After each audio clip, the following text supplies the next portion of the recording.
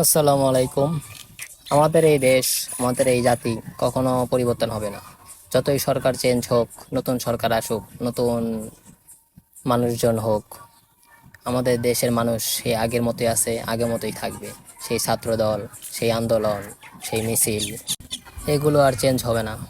এগুলো চলতে থাকবে, কিয়ামতের আগ পর্যন্ত এগুলোই হবে। আমরা হইলাম মুসলমান জাতি, আমাদের ধর্ম হইল ইসলাম। আগে ইসলাম দেখেন, আগে ইসলাম কত সুন্দর ছিল, কত বিচার ব্যবস্থা কত সুন্দর ছিল।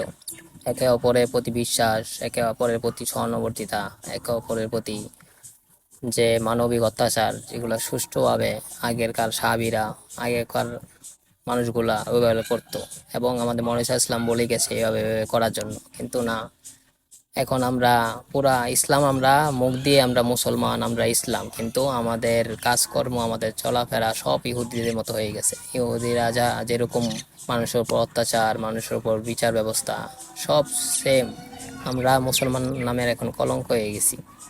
আর বিশেষ করে আমাদের দেশটা পুরা পুরা গেছে। আমাদের দেশের মানুষগুলোও একবার অশৃঙ্খল হয়ে গেছে। খালি ছাত্রদল, আন্দোলন, মিছিল, কোন দেশের প্রতি কোনো কিছু নাই। দেশ, আমাদের দেশ, আমাদের মানুষ, আমরা মুসলমান, আমরা একেবারে ভাই ভাই, কিছু নাই। শুধু আছে তার উপর এক এক একজন এক এক দল করে, এই দল নিয়া নিয়া নিয়া পুরা জিন্দিগি যেতেছে। জানি না কোনো একদিন হবে কিনা আমাদের দেশটা সুন্দর একটা দেশ। আল্লাহর রহমত ছাড়া আর এটা পসিবল না। আল্লাহ যদি রহমত করে, রহমত বর্ষিত করে আমাদের দেশের মানুষদের, দেশের প্রতি, তাহলে হয়তো হইতে পারে। এছাড়া কোনো দিন সম্ভব না। আমি ওই দিন একটা ভিডিও দেখছিলাম, অনেক আগের ভিডিও, সাহাবীদের ভিডিও। তাদের, তারা যে ইসলাম ধর্ম বা মুসলমান জাতি হিসেবে কীভাবে তারা বিচার করত, কীভাবে তারা দেশ পরিচালনা করত, দেখে হয়তো কতটা শান্তি লাগলো। এটাই ছিল হয়তো আমাদের মুসলমান, আমাদের ইসলাম ধর্ম। চলুন আমরা সেই ভিডিওটা দেখে আসি। আপনাদের আমি শেয়ার করতেছি ভিডিওটা, আপনারা একটু দেখুন আমাদের আগের সাহাবীদের বিচার ব্যবস্থা কেমন ছিল। হে আমিরুল মুমিনিন, এই ব্যক্তি আমাদের পিতাকে হত্যা করেছে। আমরা এর ন্যায় বিচার চাই। আমরা প্রাণের বদলে প্রাণ চাই। জনাব, অভিযোগ সত্য, তবে আমি খুন করার উদ্দেশ্যে তাকে মারিনি। আমার প্রিয় উটটি তাদের বাগানের পাতা খেয়ে ফেলায় বৃদ্ধ পাথর মেরে উটটিকে হত্যা করেন।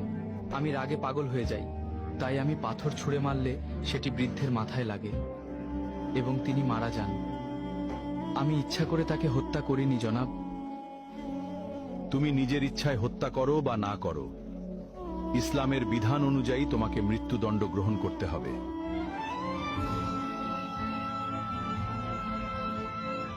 আমিরুল মুমিনিন, যেহেতু ইসলামী বিধান অনুযায়ী আমাকে শাস্তি পেতেই হবে, সেহেতু আমি এটা মেনে নিচ্ছি। তবে আমাকে 3 দিন সময় দিন। আমার কাছে একটি এতিম বাচ্চার কিছু সম্পদ রাখা আছে। আমাকে গ্রামে গিয়ে সেই এতিম বাচ্চার আমানতটি বুঝিয়ে দিয়ে আসতে দিন। না হলে হাসরের মাঠে আমাকে খেয়ানতের দায়ে অপরাধী হতে হবে। দয়া করে আমার এই আর্জিটা রাখুন জনাব।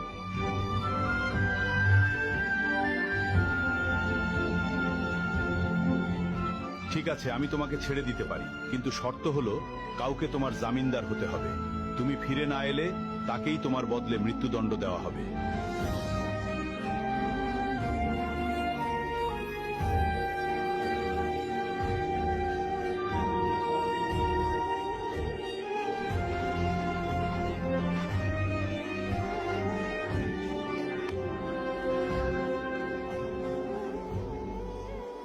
হে আমিরুল মুমিনিন, আমি ওর জামিনদার হব।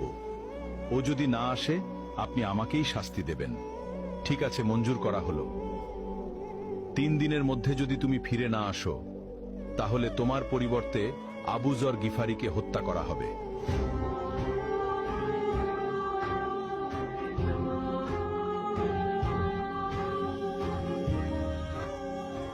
ভাবতেই অবাক লাগছে, সম্পূর্ণ অচেনা একজন মানুষের জন্য আবু যরনের মতো এমন মহান সাহাবী নিজের জীবন বিপদে ফেলে দিলেন।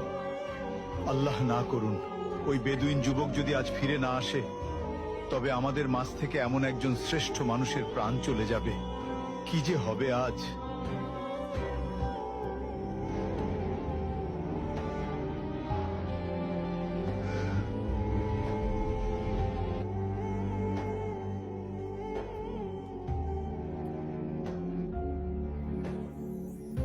ওই লোকটা যেহেতু 3 দিনের মধ্যে আসতে পারেনি, সেহেতু আবু যর গিফারিকেই তার পরিবর্তে হত্যার আদেশ দেওয়া হলো।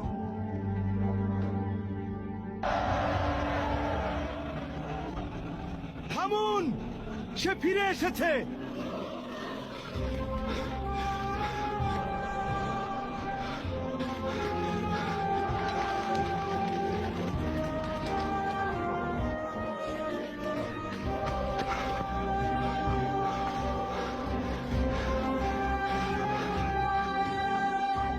কি ব্যাপার, তোমার আসতে এত দেরি হলো কেন?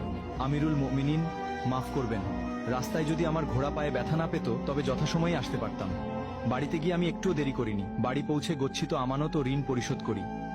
তারপর বাবা, মা এবং নববধূর কাছে সব খুলে বলে চিরবিদায় নিয়ে মৃত্যুর প্রস্তুতি নিয়ে মদিনার উদ্দেশ্যে রওনা দেই।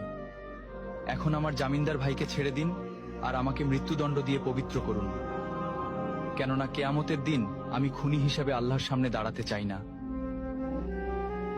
তুমি তো পালিয়ে গিয়ে নিজের প্রাণ বাঁচাতে পারতে। মৃত্যু নিশ্চিত জেনেও কেন ফিরে এলে? আমি ফিরে এসেছি কেউ যাতে বলতে না পারে এক মুসলমানের বিপদে আরেক মুসলমান সাহায্য করতে এগিয়ে এসে নিজেই বিপদে পড়ে গেছিল। আর আপনি কেন এই অপরিচিত লোকের জন্য নিজের জীবন বাজি রাখলেন?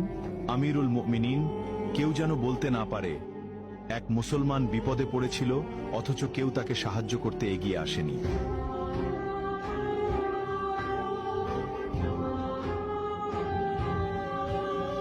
হে খলিফা, আপনি তাকে মুক্ত করে দিন।